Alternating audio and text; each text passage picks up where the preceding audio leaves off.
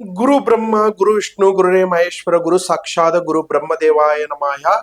ವೀಕ್ಷಕರೇ, ಇವತ್ತು ಮೂರು ರಾಶಿ ಬಗ್ಗೆ ನಾನು ಮಾತಾಡ್ತಾ ಇದ್ದೀನಿ.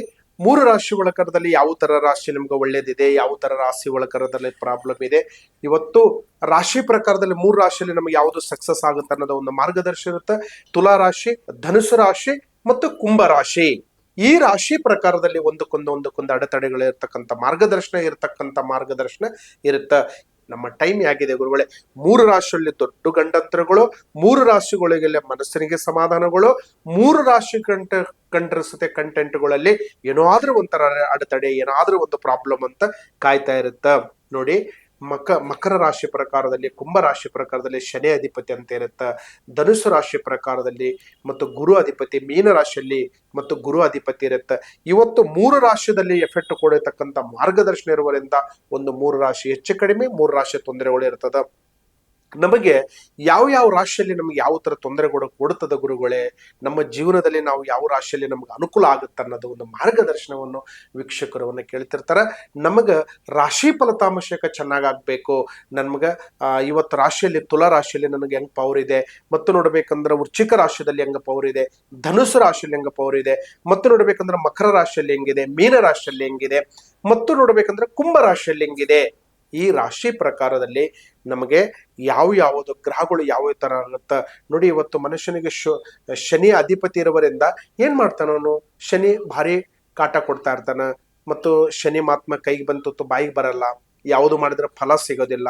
ಮತ್ತು ನೋಡ್ಬೇಕಂದ್ರ ಶನಿ ಅಧಿಪತಿ ಇರೋದ್ರಿಂದ ಅವನು ಗ್ರಹಗತಿಗಳು ಕೆಟ್ಟದೇನಿಲ್ಲ ಶನಿ ಅಧಿಪತಿ, ಆದ್ರೆ ಶನಿ ವರ್ಕ್ ಏನ್ ಮಾಡ್ತಾನಂದ್ರೆ ಕೆಲಸದಲ್ಲಿ ಸ್ವಲ್ಪ ಅಡೆತಡೆ, ಮನಸ್ಸಿಗೆ ಒಂಥರ ನೆಮ್ಮದಿರೋದಿಲ್ಲ, ಪ್ರಯತ್ನ ಮಾಡಿದ ಯಾವುದು ಫಲ ಸಿಗೋದಿಲ್ಲ, ಇವತ್ತಾಗೋ ಕೆಲಸ ನಾಳೆ, ನಾಳಾಗೋ ಕೆಲಸ ನಾಡ್ದ, ಈ ತರದಲ್ಲಿ ಹೋಗಂತ ಒಂದು ಮಾರ್ಗದರ್ಶನ ಶನಿ ಅಧಿಪತಿ ಇರ್ತಾನ ಯಾವುದು ಕುಂಭ ರಾಶಿ ಪ್ರಕಾರದಲ್ಲಿ.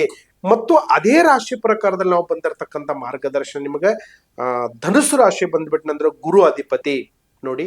ಇವತ್ತು ಗುರುಗಳಿಲ್ಲದೆ ಯಾವುದು ಕೆಲಸ ಆಗೋದಿಲ್ಲ ಅಂತ ಹೇಳ್ತಾರೆ. ಒಂದು ದೇವಸ್ಥಾನ ಹತ್ರ ಹೋದ್ರೆ ಗುರುಗಳು, ನಮ್ಮ ತಂದೆ ತಾಯಿ ಅವರು ಗುರುಗಳು, ನಮಗೆ ಯಾರನ್ನ ವಿದ್ಯೆ ಕಲಿಸಿದಾರಂದ್ರೆ ಅವರು ನಮ್ಗೆ ಗುರುಗಳು. ಮತ್ತು ನಮ್ಗೆ ಯಾವುದಾದ್ರೂ ಒಂದು ಜ್ಞಾನ, ಒಂದು ಧೈರ್ಯ, ಒಂದು ಛಲ, ನಮ್ಗೆ ಯಾವುದಾದ್ರೂ ಒಂದು ಕೈ ಹಿಡಿದು ಮೇಲ್ಗಡೆ ಕರ್ಕೊಂಡೋಗಿ ಒಂದು ವರ್ಕ್ ಮಾಡಿಸ್ತಾ ಇದ್ರೆ ಅವರೇ ನಮ್ಗೆ ಗುರುಗಳು ಅನ್ನಂತ ಒಂದು ಮಾರ್ಗದರ್ಶನ ಧನುಸು ರಾಶಿ ಪ್ರಕಾರದಲ್ಲಿ ಇರುತ್ತೆ. ಮತ್ತು ಜ್ಯೋತಿಷ ಪ್ರಕಾರದಲ್ಲಿ ಹೇಳ್ಬೇಕಂದ್ರೆ ಮೀನ ರಾಶಿ ಅಧಿಪತಿ ಇರುವರಿಂದ ಜೀವನದಲ್ಲಿ ನಾವು ಮುಂದೆ ಬರಬೇಕು, ಮುಂದೆ ಏನಾದ್ರೂ ಒಂದು ಕೆಲಸಗಳು ಮಾಡಬೇಕು, ಕಾರ್ಯಗಳು ಮಾಡಬೇಕು. ನಾವು ಏನಾದ್ರೂ ಒಂದು ಹೊಸ ಕೆಲಸ ಹಾಕಿದ್ನಂದ್ರೆ ಮೀನರಾಶಿಯವರಿಗೆ ನಂಬರ್ 1 ಇದೆ ಅಂತ ಹೇಳ್ಬೋದು. ಮೀನರಾಶಿ ನಂಬರ್ 1 ಇದೆ. ಆದ್ರೆ ಧನುಸು ರಾಶಿಯವರಿಗೆ ಕರೆದ್ರೆ ಸ್ವಲ್ಪ ಅಡೆತಡೆಗಳಿದೆ. ಕೈಗೆ ಬಂತು ಬಾಯಿಗೆ ಬರಲ್ಲ, ಮನಸ್ಸಿಗೆ ಶಾಂತಿ ಇಲ್ಲ, ಟೆನ್ಷನ್ ಜಾಸ್ತಿ, ಯಾವುದು ವರ್ಕ್ ಆಗೋದಿಲ್ಲ, ಈ ತರದಲ್ಲಿ ಒಂದು ಪ್ರಾಬ್ಲಮ್ ಆಗತಕ್ಕಂತ ಯಾವುದು ರಾಶಿ, ಧನುಸು ರಾಶಿ. ಮತ್ತು ಅದೇ ರಾಶಿ ಪ್ರಕಾರದಲ್ಲಿ ತುಲಾ ರಾಶಿ ಬಂದ್ರೆ ಅವರಿಗೆ ಬಿಸ್ನೆಸ್ ಅಲ್ಲಿ ತುಂಬಾ ಅನುಕೂಲವಾಗಿದೆ. ಏನ್ ಬಿಸ್ನೆಸ್ ಮಾಡ್ತಾ ಇದಾರ, ಅಂಗಡಿ ಮಾಡ್ತಾ ಇದಾರ, ಹೂವಿನ ವ್ಯಾಪಾರ ಮಾಡ್ತಾ ಇದಾರ, ಮತ್ತು ಹೋಟೆಲ್ ಬಿಸ್ನೆಸ್ ಮಾಡ್ತಾ ಇದಾರ, ಅದಕ್ಕೆ ಸಂಬಂಧಪಟ್ಟದವರು ತುಲಾ ರಾಶಿಯವರಿಗೆ ತುಂಬಾ ಐಫೈ ನಡೀತಕ್ಕಂಥ ಒಂದು ಮಾರ್ಗದರ್ಶನ ಇರುತ್ತೆ. ತಕ್ಕಡಿ ಲಿಟ್ರ್ ಕೆಲಸ ಆಗುತ್ತೆ ಅಂತ ಹೇಳ್ತಾರೆ ನೋಡಿ, ಆ ತರದಲ್ಲಿ ಮಾರ್ಗದರ್ಶನವಾಗಿದೆ. ನಾವು ಏನಾದ್ರೂ ಒಂದು ವರ್ಕ್ ಮಾಡ್ಬೇಕಂದ್ರೆ ಫಾಸ್ಟ್ ಅಲ್ಲಿ ಹೋಗ್ಬೇಕು, ಮತ್ತು ನಾವು ಫಾಸ್ಟ್ ಅಲ್ಲಿ ಮುಂದೆ ಬರ್ಬೇಕಂತ ಹೇಳ್ತಾ ಇರ್ತಾರ. ಆದರೆ ಮನುಷ್ಯ ಒಂದು ಸ್ವಲ್ಪ ತಾಳ್ಮೆ ಮುಖ್ಯ ಅಂತ ಹೇಳ್ತೀವಿ ನಾವು. ತಾಳಿದಷ್ಟು ಬಾಳ್ತನ ಅನ್ನೋದು ಒಂದು ಗಾದೆ ಇದೆ. ನಾವು ತಾಳ್ಮೆ ತಗೊಂಡ್ರೆ ನಮ್ಮ ಜೀವನದಲ್ಲಿ ಮುಂದೆ ಅನುಕೂಲ ಆಗಂತ ಒಂದು ಮಾರ್ಗದರ್ಶನ ಇರುತ್ತೆ. ಮೂರು ರಾಶಿ ಡೇಂಜರ್, ಮೂರು ರಾಶಿ ಪ್ರಾಬ್ಲಮ್ ಇದ್ದಾಗ ಏನಾಗುತ್ತಂದ್ರೆ ನಮಗೆ ಯಾವ ರಾಶಿಯಲ್ಲಿ ಏನೇನು ಕಂಟಕಗಳಿದೆ, ಏನೇನು ಗಂಡಂತರಗಳಿದೆ, ಏನೇನು ಪ್ರಾಬ್ಲಮ್ಗಳಿದೆ ಅದು ನಾವು ನೋಡಬೇಕು. ಇವತ್ತು ಎಷ್ಟೋ ರಾಶಿಯವರು SLC PUC BA BCom degree, double degree ಮಾಡಿರ್ತಾರ. ಮತ್ತು ನೋಡ್ಬೇಕಂದ್ರೆ ಕೆಲವು ವರ್ಕ್ ಮಾಡ್ತಾರ. ವರ್ಕ್ ಅಂದ್ರೆ ಒಂದು ಜಾಬ್ ಮಾಡ್ತಾರ, ಟೀಚರ್ ಮಾಡ್ತಾರ. ಮತ್ತು ನೋಡ್ಬೇಕಂದ್ರೆ ಇದು ದೊಡ್ಡ ಬಿಸ್ನೆಸ್ ಮೆನ್ ಇರ್ತಾನ, ವಿದೇಶ ಪ್ರವಾಸಕ್ಕೆ ಹೋಗ್ತಾನ. ಒಂದೊಂದು ರಾಶಿಯಲ್ಲಿ ಒಂದೊಂದು ಪವರ್ ಇರ್ತದ. ಆದರೆ ಕೆಲವು ಜನಗಳು ನೋಡ್ತಕ್ಕಂಥ, ಅಯ್ಯೋ ನಮ್ಗೆ ಯಾವ ರಾಶಿ ಇದ್ರೆ ಏನ್ ಬಿಡುಗುರುಗಳೇ, ಯಾವ ಗ್ರಹಗತಿಗಳಿದ್ರೆ ಏನ್ ಬಿಡುಗುರುಗಳೇ, ನಾವು ಯಾವುದು ಮಾಡಿದ್ರೆ ನಮ್ಗೆ ಫಲ ಸಿಗುತ್ತಾ ಇಲ್ಲ ಅನ್ನಂತ ಒಂದು ಪ್ರಶ್ನೆಯನ್ನು ಪ್ರತಿಯೊಬ್ಬರಿಗೆ ಕಾಡ್ತಾ ಇರ್ತದ. ನಮ್ಮ ರಾಶಿ, ನಮ್ಮ ನಕ್ಷತ್ರ, ನಮ್ಮ ಗ್ರಹಗತಿಗಳಲ್ಲಿ ನಾವು ಕರೆಕ್ಟ್ ಆಗಿ ತಿಳ್ಕೊಬೇಕಾಗತ್ತ. ತಿಳ್ಕೊಂಡ್ರೆ ನಾವು ಏನ್ ಬೇಕಾದ್ರೆ ಪ್ರಯತ್ನ ಮಾಡ್ಬೋದು. ತಿಳ್ಕೊಲಿಲ್ಲ ಅಂದ್ರೆ ನಾವು ಏನು ಪ್ರಯತ್ನ ಮಾಡಿದ್ರೆ ಫಲ ಸಿಗೋದಿಲ್ಲ. ಇವಾಗ ಕೆಲವು ಜನ ಗಾದೆ ಇದೆ, ಕಣ್ಣಿಗೆ ಕಂಡಿದ್ದು ಕೈಗೆ ಬರೋದಿಲ್ಲಪ್ಪ ಅಂತ ಹೇಳ್ತಾರೆ.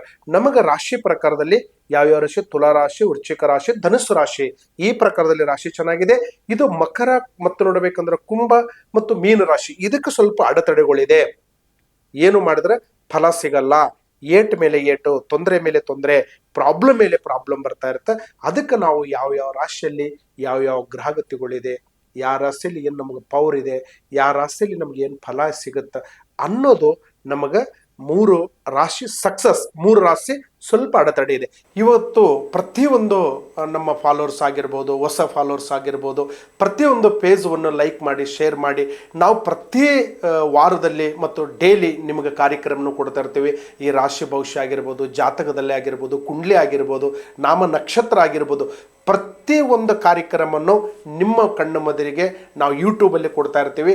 ನೀವು ಸತಿ ಲೈಕ್ ಮಾಡಿ, ಶೇರ್ ಮಾಡಿ. ಎಲ್ಲರಿಗೆ ಒಳ್ಳೆಯದಾಗಬೇಕಂತ ನಮ್ಮ ಮಾರ್ಗದರ್ಶನ. ಯೂಟ್ಯೂಬ್ ವೀಕ್ಷಕರಿಗೆ ನಮಸ್ಕಾರ.